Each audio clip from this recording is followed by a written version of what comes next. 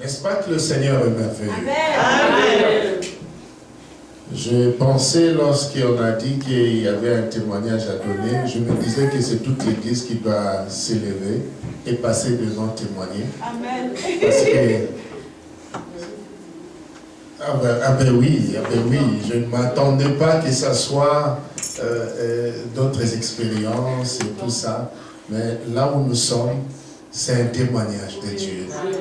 Alléluia. Amen. Et ça, c'est vraiment un témoignage signé Jésus-Christ de Nazareth. Et il l'a signé avec son sang.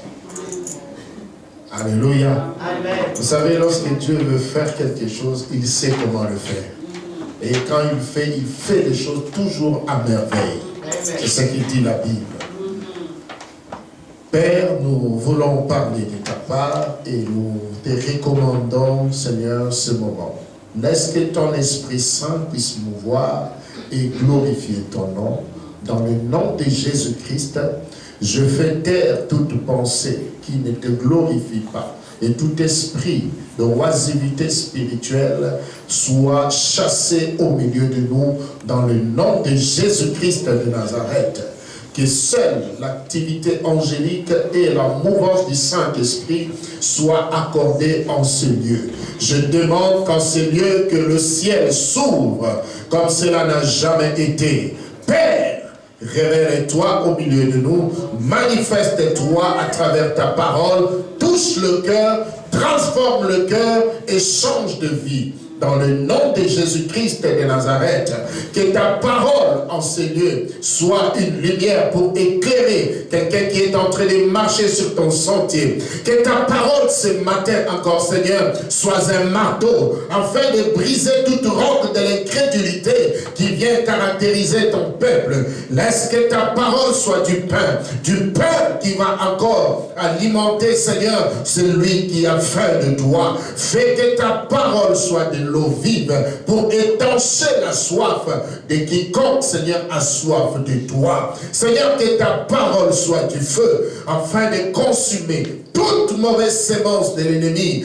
tout très enflammé du diable pour nous dérouter de notre destinée en toi. Dans le nom de Jésus, nous avons ainsi prié et nous disons Amen. Amen.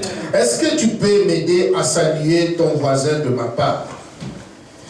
Serre-lui la main et dis-lui bonjour et montre-lui comment l'Éternel est bon.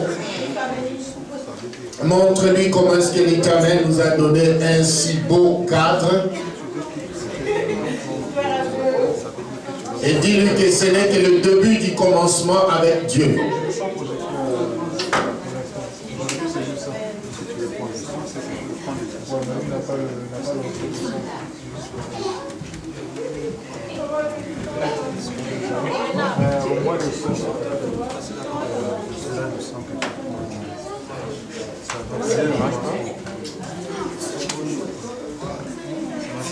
Tu n'as pas quotidien ça?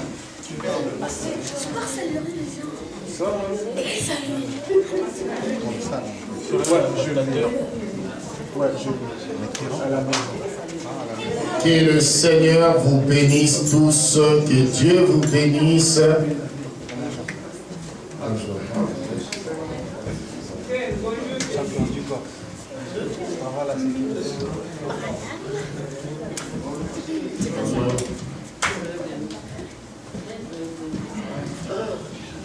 Nous sommes vraiment dans la joie d'être là. Dans mon pays, il y a un homme politique qui avait pris les slogans pour dire ce qu'il a dit et c'est ce qu'il a fait. Alors, deux fois, à un moment ça marchait, mais après un moment ça ne marche plus.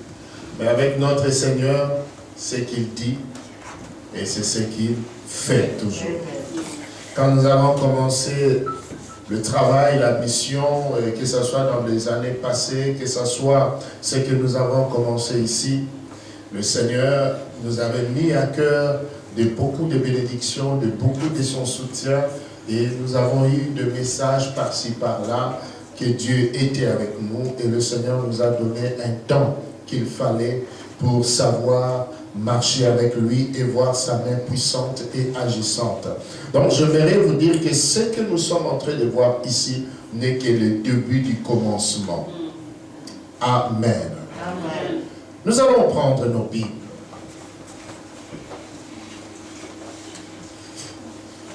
Nous prenons nos Bibles dans Matthieu chapitre 14 à partir du verset 13 jusqu'au verset 33. Matthieu 14, 13 au 33.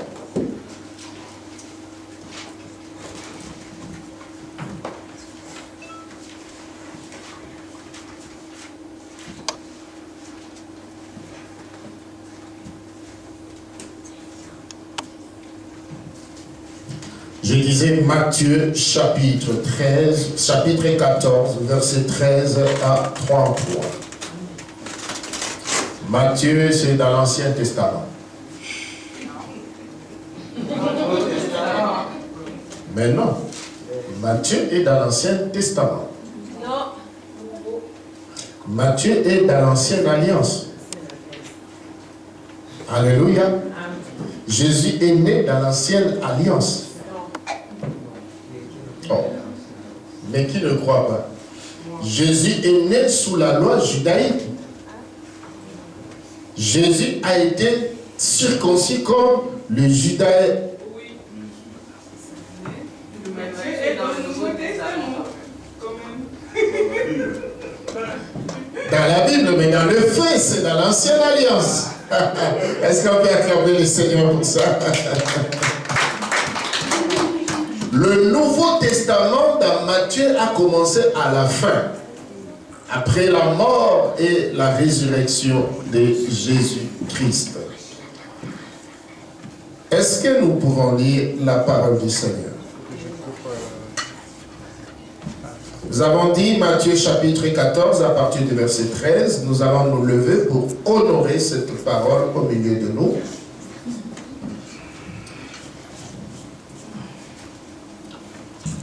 À cette nouvelle, Jésus partit de là dans une barque pour se retirer à l'écart, dans un lieu désert. Et la foule l'ayant su, sortit de ville et les suivit à pied. Quand il sortit de la barque, il vit une grande foule et qui fut ému de compassion pour elle. Et il guérit les malades. Le soir étant venu, les disciples s'approchèrent de lui et dirent, ce lieu est désert et l'heure est déjà avancée. Renvoie la foule afin qu'elle aille dans le village pour s'acheter de vivres. Jésus leur répondit, ils n'ont pas besoin de s'en aller. Est-ce que tu peux dire à quelqu'un, ils n'ont pas besoin de s'en aller? Ils n'ont pas besoin de s'en aller. Donnez-leur vous-même à manger. Mais ils lui dirent, nous n'avons ici que 5 pains et 2 poissons. Et il dit, apportez-le-moi. Est-ce que tu peux dire, apportez-le-moi? Apportez-le-moi. Il fit asseoir la foule sur l'herbe, prit le 5 pains et les 2 poissons. Et levant les yeux vers le ciel, il rendit grâce. Est-ce qu'on peut répéter ce lieu-là? Il rendit grâce. Il rendit grâce. Puis, il rompit le pain et le donna aux disciples, qui les distribuèrent à la foule. Verset 20. Tous mangèrent et firent rassasier. Et l'on emportant 12 paniers pleins de morceaux qui restaient. Ceux qui avaient mangé étaient environ 5000 hommes, sans les femmes et les enfants. Verset 22. Aussitôt après, il obligea les disciples à monter dans la barque et à passer avant lui de l'autre côté, pendant qu'il renverrait la foule. Quand il l'eut renvoyé, il monta sur la montagne pour prier à l'écart. Et comme le soir était venu, ils étaient là seuls. La barque, déjà au milieu de la mer, était battue par le flot, car le vent était contraire. Est-ce que quelqu'un peut dire, car le vent était contraire? Car le vent était contraire. Verset 25. À la 4e veille de la nuit, Jésus alla vers eux, marchant sur la mer. Quand les disciples le virent marcher sur la mer, ils furent troublés et dirent, c'est un fantôme. Et dans leur frayeur, ils poussèrent des cris. Jésus leur dit aussitôt, rassurez-vous, c'est moi. Est-ce qu'on peut répéter ça? Rassurez-vous, c'est moi, n'ayez pas peur. On le répète encore. Jésus leur dit aussitôt, rassurez-vous, c'est moi, n'ayez pas peur. Est-ce que quelqu'un a peur ce matin? Si quelqu'un a peur ce matin dans sa vie, s'il y a des choses qui viennent troubler ta paix, s'il y a des choses qui viennent troubler ta famille, s'il y a des choses qui viennent troubler ta vie, écoute l'ainsi dit de l'Éternel ce matin, rassure-toi, rassure-toi, rassure-toi, n'ayez pas peur. Amen. Verset 28. Pierre lui répondit, Seigneur, si c'est toi, ordonne que j'aille vers toi sur les eaux. Et il dit, viens. Pierre sortit de la barque et marcha sur les eaux pour aller vers Jésus.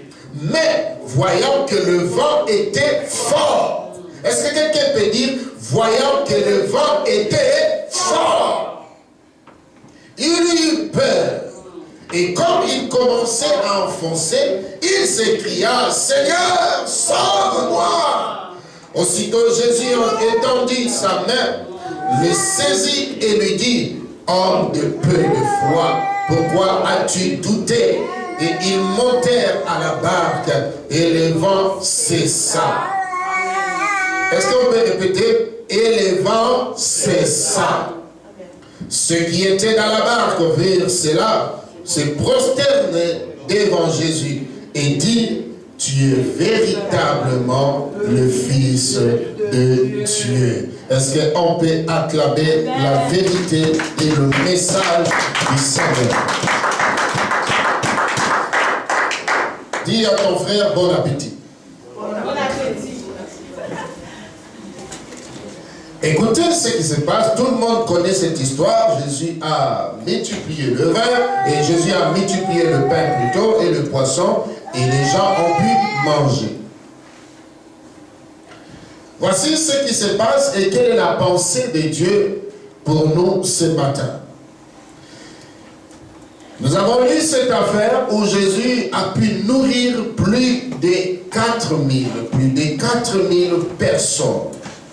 En réalité, Jésus n'avait pas nourri seulement cette quantité de personnes. Jésus avait nourri plus que ça. Parce que le nombre qui est cité ici, c'était seulement que les hommes. Verset 21 dit, ceux qui avaient mangé étaient environ 7000 hommes, sans les femmes et les enfants. Vous savez que dans nos communautés, lorsque les gens se rassemblent, les femmes sont toujours plus nombreuses. Alléluia. Même ici, si on veut le compter, là, vous allez voir que les femmes sont plus nombreuses que nous, les hommes, ici.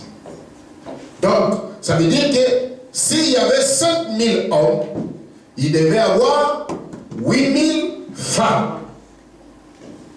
Maintenant, chaque femme devait sûrement avoir 2 ou 3 enfants. Alléluia. Parce que la Bible dit, on n'a pas compté les femmes et les enfants.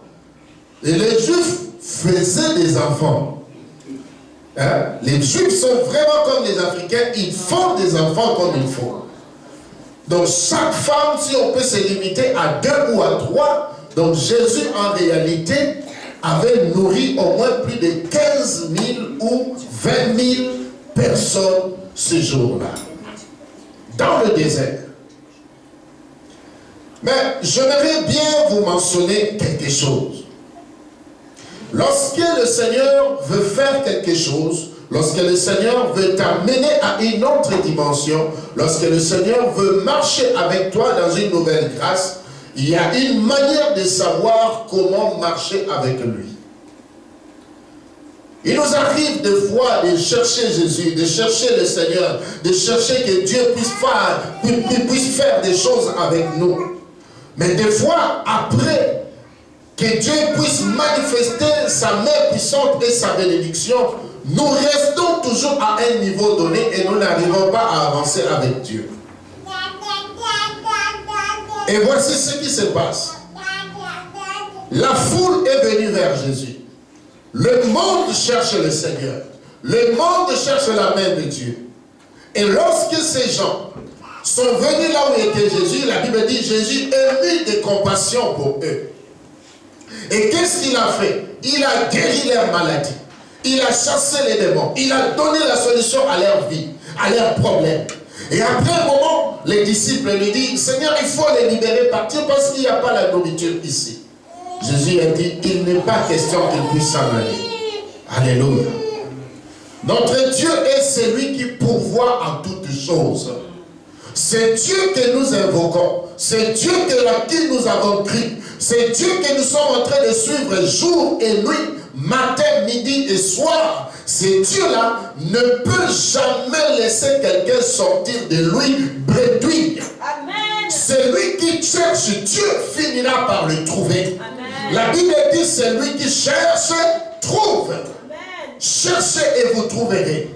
Demandez, on vous donnera. Frappez, on vous ouvrira. Amen. Alléluia. Amen. Mais les disciples qui marchaient avec le Seigneur n'avaient pas encore la vraie révélation de la personne à qui ils avaient affaire. Donc le fait de voir la guérison des hommes et des femmes, il limitait Jésus à un guérisseur. Mais ne sachant pas que Jésus était plus que cela.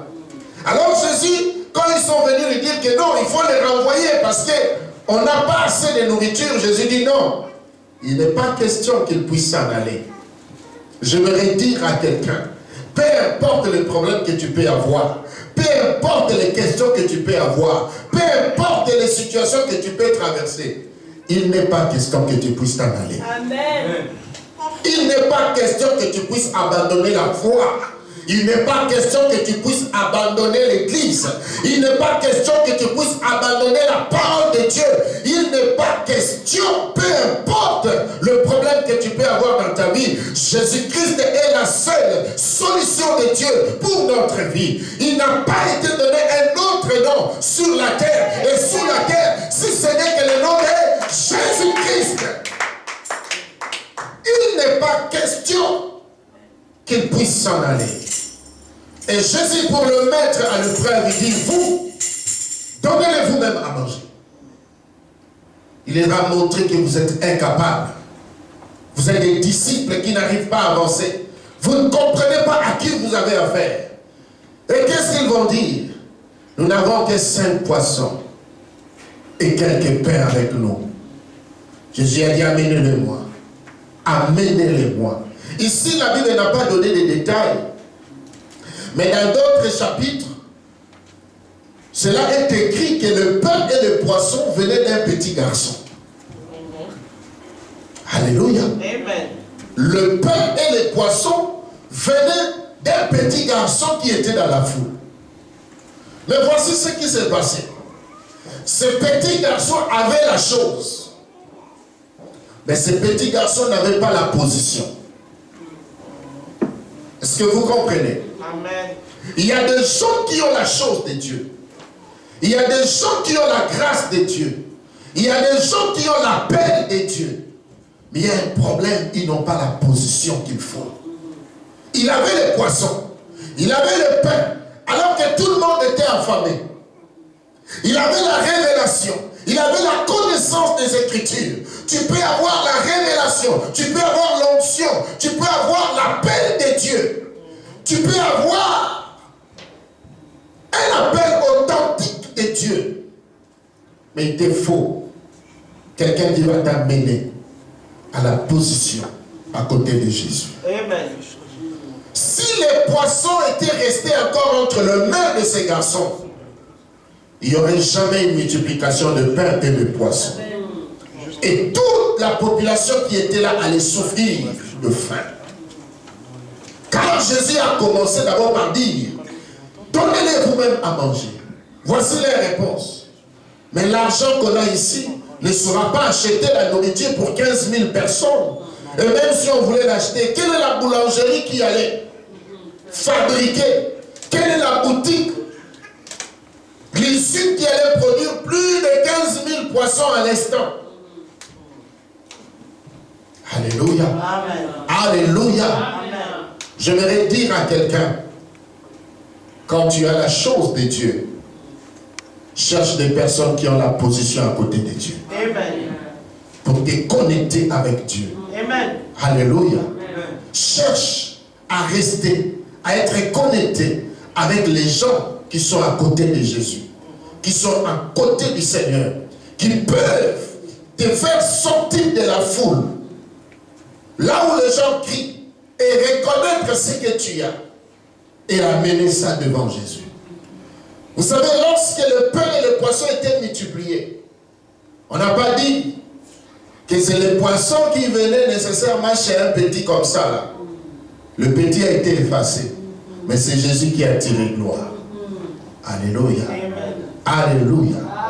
Écoutez après, lorsque les gens ont dû manger, qu'est-ce que Jésus a dit? Ramassez le miettes, ne perdez rien. Ramassez tout ce qui restait. Et la Bible dit qu'on a fait sortir 12 corbeilles du reste de pain. Ils ont emporté ça.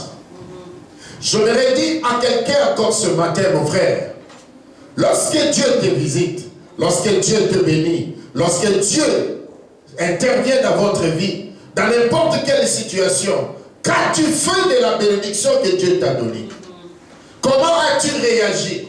Comment tu t'es comporté avec cette bénédiction? Où sont le reste?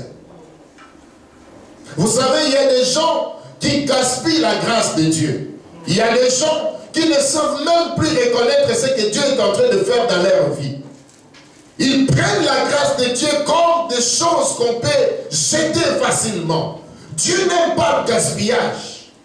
Lorsque Dieu te visite, lorsque Dieu te donne la bonne santé, lorsque Dieu te donne un travail, lorsque Dieu te donne la capacité de vivre, l'intelligence, tout ce dont tu as besoin, Dieu n'attend pas que tu puisses gaspiller.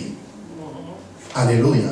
Amen. Si Dieu se permet de te visiter, de te nourrir, d'intervenir dans ta vie, et qu'après tu gaspilles, il n'y aura pas passé de l'autre côté. Car avant de passer de l'autre côté, avant d'aller de l'autre côté, il faut d'abord ramasser le reste. Bien gérer ce que Dieu t'a donné. La plupart des gens, lorsque Dieu le bénisse, ils voient, ils se manifestent, ils sont dans la joie, ils vivent bien. Et après un moment, ils oublient même la personne qui les a bénis. Dans mon pays, on dit Bosu, Pessi Bokabouane. Ça veut dire quoi? C'est seulement quand tu reçois que c'est là où il y a division qui s'installe maintenant. Il y a des gens qui ne supportent pas la bénédiction. Le Seigneur aurait bien voulu les garder encore dans le lien et dans la pauvreté pour qu'ils restent humbles. Lorsqu'il y a juste une bénédiction qui vient, le trouble commence. La médisance commence. L'orgueil commence. Les problèmes commencent. Et du coup, on ne sait plus gérer l'essentiel. On commence à gaspiller maintenant le reste de Dieu.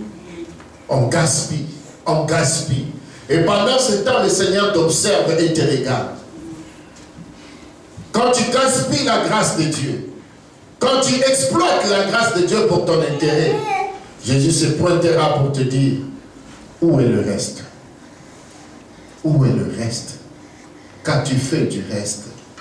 Oh Seigneur, mais tu vois pas que quand tu m'as béni ce jour-là, il fallait bien que je m'achète un costume, il fallait bien parce que j'avais une fête et tout ça. Oui, mais où est le reste? Qu'as-tu fait du reste? Si le Seigneur lui-même a pris le soin de ramasser, il a surveillé les disciples, il a vu comment ils ont ramassé. C'est seulement lorsqu'ils pouvaient gérer la multiplication de pain, c'est à ce moment-là qu'il les a dit, allez de l'autre côté, allez, prenez la barque, allez de l'autre côté. Alléluia. Aujourd'hui, le Seigneur vient de nous bénir. Le Seigneur nous a offert ce lieu. C'est vraiment une offre, un don de Dieu. On a prié. Je bénis le Seigneur pour sa fidélité. Il a dit, soyez fidèles dans les petites choses, je vous donnerai ce qui est grand. Lorsque j'allais en mission, le Seigneur me disait souvent, malgré tous les problèmes et les moqueries et les blocages et tout ce qui s'est passé à l'époque, le Seigneur me disait, si tu t'occupes de ce qui n'est pas à toi, je te donnerai ce qui est à toi. Amen. Alléluia. Amen. Mais ce n'était pas facile de traverser ce temps-là. Il fallait prouver beaucoup de fruits de l'esprit. Beaucoup de fruits de l'esprit. Pour que Dieu te puisse t'amener de l'autre bord. Alléluia. Amen. Je me pose la question aujourd'hui. Dieu vient de nous aménager ici. Regardez seulement, on est là. Nous ne sommes pas encore beaucoup. Mais c'est déjà presque rempli. Mais les gens viendront encore et encore et encore. Parce que Dieu est avec nous. Dieu a des enfants dans cette ville. Des hommes et des femmes déçus, abandonnés, enfermés dans leur propre maison. Dieu va les guider en ces lieux. Mais, qu'avons-nous fait et qu'allons-nous faire de cette bénédiction qu'il nous a accordée? Allons-nous la gaspiller? Allons-nous commencer à regarder les gens comme s'ils venaient nous embêter? C'est la maison de Dieu et la maison des enfants de Dieu. Nous devons apprendre à nous préparer à accueillir des gens qui doivent venir vers nous. Nous devons disposer nos cœurs. Nous devons disposer notre esprit. Nous devons disposer notre attitude. Dieu va envoyer de frères et de sœurs, des fois outillés plus que nous. Ah oui, Dieu va envoyer des hommes et des frères avec des talents, avec des capacités surnaturelles et spirituelles. Des hommes et des femmes outillés déjà pour servir Dieu. Mais comment allons-nous recevoir ces gens-là ici? Si nous serons capables de bien gérer ce que Dieu nous donne, il nous dira maintenant, allez de l'autre bord. On a une autre dimension que nous sommes appelés à atteindre. Ça, ce n'est que le début du commencement. Car nous sommes appelés à avoir plus de 100 membres. Ici, dès qu'on atteint 150, ça sera déjà fermé. 200 personnes ici, on ne saura plus les gérer. Non seulement dans l'espace, mais il faut que nos cœurs se disposent aussi. Il nous faut une autre dimension de consécration. Il faut une autre dimension de pouvoir servir le Seigneur ici. Je me permets de dire ces choses, pourquoi? Parce que nous sommes encore là en famille, il n'y a encore personne qui est venu. Je me permets de dire certaines choses, que si nous ne nous améliorons pas, il nous sera difficile de passer de l'autre côté. Alléluia. Amen. Les choses ne s'arrêtent pas ici. Ça, ce n'est qu'un faible commencement. Notre Dieu ne se limite pas qu'à guérir les malades, comme les disciples pensaient. Il dit, renvoyez-les. Renvoyez-les, qu'ils aillent chercher à manger eux-mêmes. Or, Jésus avait une autre dimension qu'il avait gardée. Non seulement la pêche miraculeuse, mais il était capable de multiplier le pain et de multiplier le poisson. Mais après, vous devez savoir gérer. On ne jette rien avec le Seigneur. La moindre détail est important. Je bénis Dieu du programme qu'on nous a donné ici. Ça va nous aider à nous réglementer à l'heure. Alléluia. Ça va vraiment beaucoup nous aider. Parce que Dieu a vu que quand on nous a donné la liberté, quand on dit on commence à 11h, on se pointe à 12h. On commence à 10h, on se pointe à 13h. On commence à telle heure, on se pointe à telle heure. Chacun était libre. Vous voyez? On a été immature devant Dieu. C'était vraiment l'immaturité devant le Seigneur. Il nous regardait comme ça, il dit, regardez-moi ces enfants. Et il pense aller loin avec moi. Moi, je suis un Dieu d'ordre et non de désordre. Alléluia. Nous devons aménager nos vies, nous devons aménager nos cœurs, nous devons aménager le service. Parce que les gens qui viendront nous rejoindre ici, d'abord, ça serait des personnes qui viendront avec des blessures. Ils ont croisé des faux dans la vie. Ils ont croisé des aventuriers. Et quand Dieu les convainc de venir ici, ces gens viendront d'abord avec quelques doutes dans leur esprit. Est-ce qu'ils sont réellement vrais? Est-ce que c'est différent de l'autre côté? Est-ce que c'est vraiment ceci, c'est vraiment cela? Et si nous qui sommes ici comme des piliers, nous qui sommes ici comme des héros ou des vaillants, des pionniers, nous n'aménageons pas notre cœur, nous n'aménageons pas notre service, nous allons faire perdre les enfants de Dieu. Jésus a dit à Pierre, je te ferai pêcheur et non un chasseur. C'est différent être un pêcheur ou un chasseur. Vous savez, les chasseurs, qu'est-ce qu'ils font? Ils tuent. Ils tuent. Ils tuent l'âme. Et ils mangent. Mais le pêcheur, il attrape le poisson vivant dans le filet. Et il sait en faire qu'est-ce qu'il veut. Il peut encore les prendre et les placer dans un autre étang de poissons. Et le gérer, le multiplier. Alléluia. Nous ne sommes pas des tueurs. Nous ne sommes pas des chasseurs. Pour laisser des cadavres derrière nous. Comme Moïse. Il a laissé plein de cadavres dans le désert. Pourquoi? La grâce ne marchait pas avec lui. C'était la loi. Tu ne fais pas ça. Tu n'obéis pas. Mais nous sommes dans le temps de la grâce. Les gens qui viendront au milieu de nous ont besoin de lire en nous l'amour. Ont besoin de lire en nous l'unité. Ont besoin de lire en nous la sainteté. Ont besoin de lire en nous la ponctualité. Ont besoin de lire en nous le sérieux dans ce que nous sommes en train de faire. Ont besoin de voir Dieu à travers de nous. Alléluia. Avant de crier feu, feu, feu, avant de briser, briser, briser, et de couper, couper, couper, rentre d'abord en toi-même. Vérifie ta vie. Parce que lorsque Dieu va envoyer d'autres personnes qui viendront avec des talents, c'est toi qui vas souffrir. Parce que c'est lui que Dieu élève, personne ne peut l'empêcher. Nous, on écoutera l'Esprit de Dieu, qui rendra témoignage aux frères et aux sœurs qui viendront ici. Mais je vous assure, si un frère vient et qu'il a la grâce, et qu'il a le fonctionnement qu'il faut, les rendements qu'il faut, pourquoi ne pas utiliser un frère comme ça? Maintenant, si toi tu as été au commencement et que ta vie ne s'est pas améliorée, mais tu vas te retrouver dans la bande des touches. Vous voyez, c'est là où sera la difficulté. Tu peux bon dire, nous avons commencé. Mais eux qui sont venus après, le problème ce n'est pas de commencer, le problème c'est de demeurer. Car tu peux commencer sans demeurer. Tu peux commencer sans demeurer. Les Galates avaient commencé par l'esprit, mais ils ont fini par la chair. Et Paul a dit, qui vous a ensorcelé, mais vous avez bien commencé.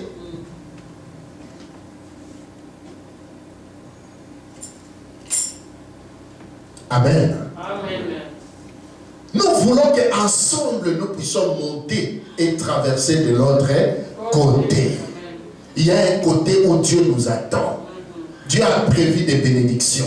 Dieu a prévu des grâces particulières. Dieu a prévu des élévations. Dieu a prévu de nous donner d'autres bâtiments. Dieu a prévu de nous envoyer des hommes et des femmes qu'il faut.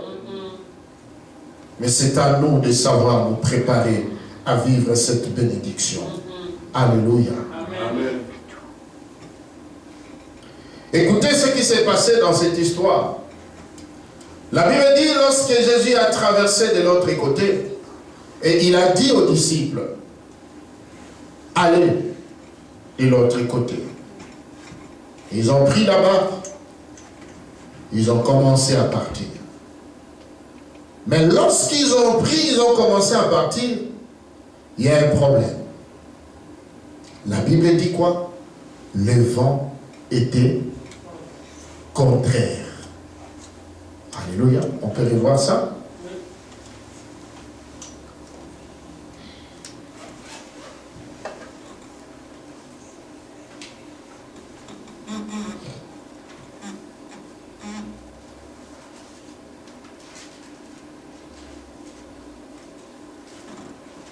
Nous sommes au verset 23,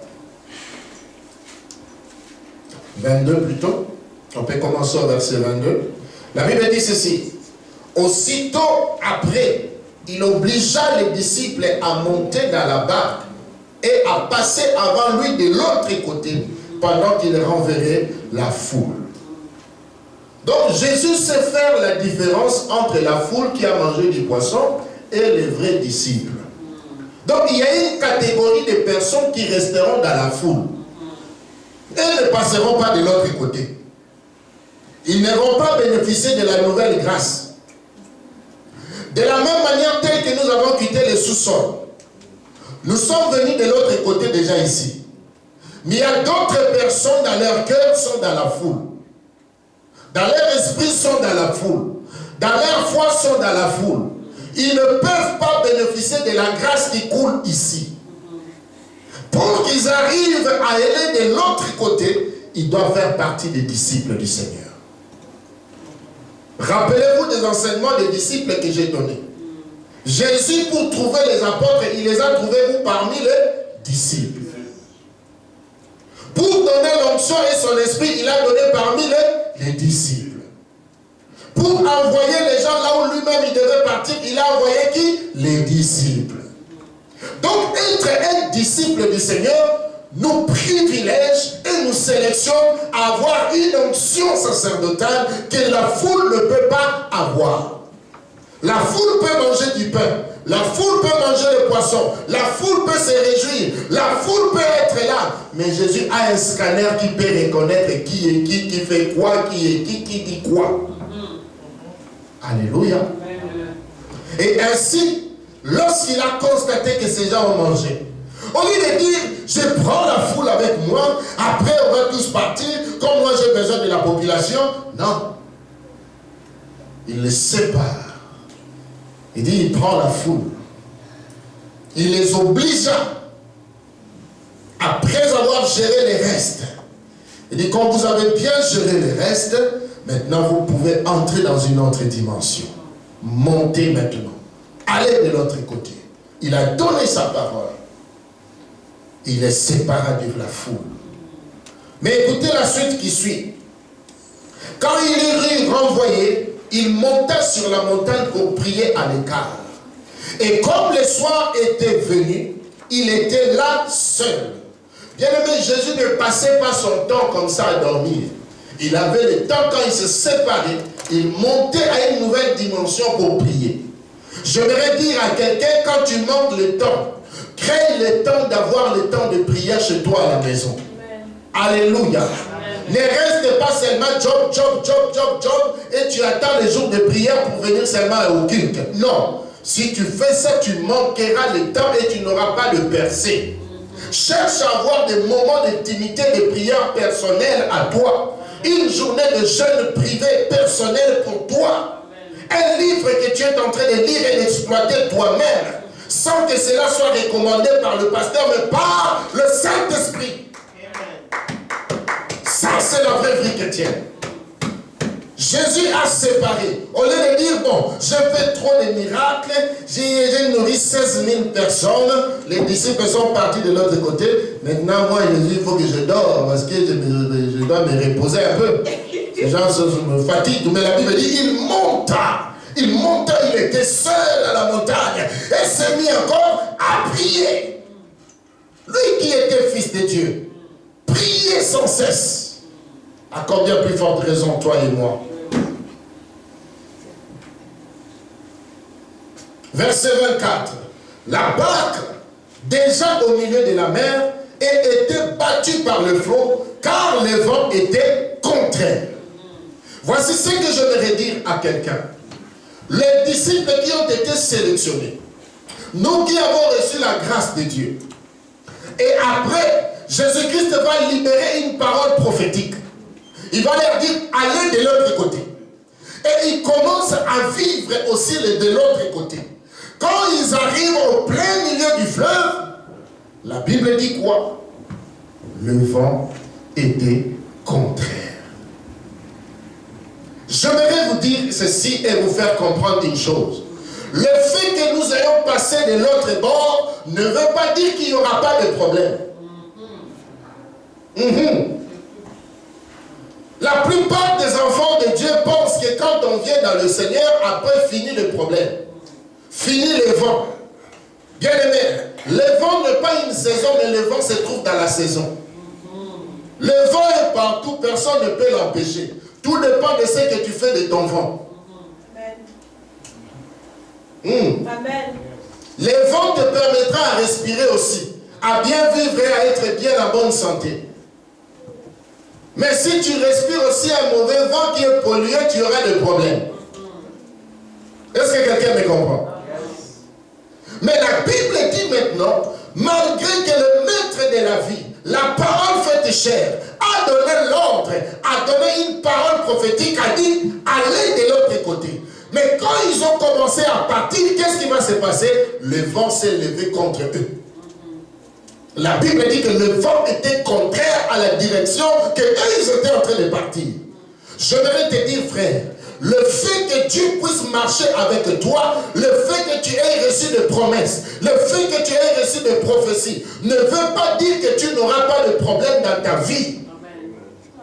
D'ailleurs, la Bible dit, beaucoup de mal atteindront le juste, mais l'Éternel la délivrera toujours. Alléluia. Les épreuves viendront dans la vie. Les difficultés viendront dans la vie. Mais est-ce que cela veut dire que Dieu nous a abandonnés? Non. La Bible dit, ils te feront la guerre, mais ils ne te vaincront pas. La guerre peut venir, mais la victoire restera toujours certaine. Amen. Tu as reçu des prophéties. On a tellement dit des choses sur ta vie. On a tellement dit des choses sur ta famille. Mais lorsque tu es en train de vivre cela, tu te dis, mais écoute, est-ce que ça, on ne m'a pas menti? Mais le prophète avait dit telle chose, le pasteur avait dit telle chose, on a dit que Jésus était fidèle. Mais qu'est-ce qui se passe? Qu'est-ce que je suis en train de vivre? Je suis en train de vivre les contraires des choses qu'on m'a dit.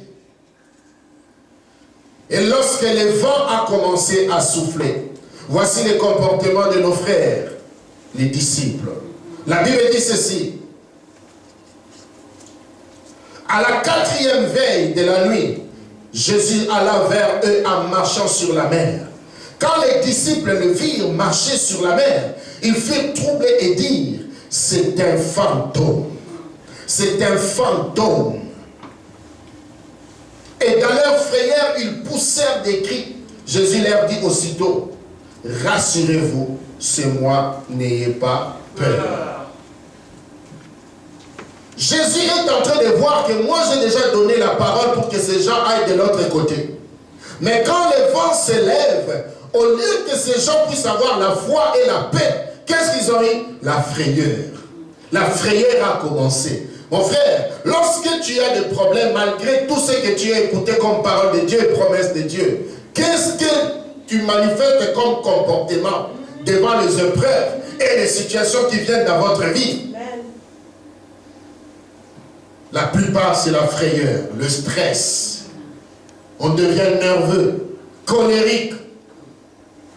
Or, Paul a dit, soyez toujours joyeux. Amen. Que votre joie, votre douceur soit connue de tous. Malgré les problèmes, malgré les situations, malgré les difficultés, soyez toujours joyeux. Alors que le vent souffle au contraire. Jésus s'est levé pour venir intervenir. Pendant qu'ils criaient au secours, on va mourir. Jésus vient. Vous savez, des fois, quand Dieu vient intervenir dans notre vie, comme nous sommes en panne de foi, on attribue tout au diable maintenant. C'est Jésus qui descend pour intervenir, mais il dit c'est le fantôme. C'est comme ça, quand Dieu va commencer à agir dans la vie de quelqu'un, on dira toujours, Il a touché quelque chose. C'est comme nous, tel que Dieu nous a bénis. Là, quand les gens vont entendre parler, dire, c'est faux. Il est allé voir quelqu'un. Oh, non, c'est sûrement, c'est son oncle Baroutila qui lui a donné ça. Oh, non, c'est sûrement. On va trouver des solutions et des alternatives comme ça. Pourquoi les hommes ont un problème déjà de foi et de panique? Amen. Mon frère, quand Dieu se permettra, se décidera de te visiter, des fois il viendra comme un fantôme. Mais si tu as la révélation, tu comprendras que c'est ton Dieu qui a changé de dimension et qui est en train de venir de te visiter comme cela n'a jamais été. Amen. Alléluia. Amen. Et Jésus dit, rassurez-vous ce mois. Jésus a voulu dire que je suis votre assurance. Vous savez, quand vous êtes assuré, ce n'est pas le bâtiment de l'assurance qui se promène avec vous. L'assureur prend juste un petit truc, des fois même rien, il ne pose rien sur ta voiture et sur ta maison. Mais c'est les jours où vous allez avoir le problème, c'est là que tu vas voir l'assureur est là. Que ce gars a été assuré. Alléluia. Donc tel que nous sommes là, nous sommes assurés en Jésus-Christ de Nazareth. Amen. La Bible dit, approchez-vous du trône de la grâce avec assurance. Celui qui a de l'assurance ne panique pas. Celui qui a de l'assurance chasse la peur en lui.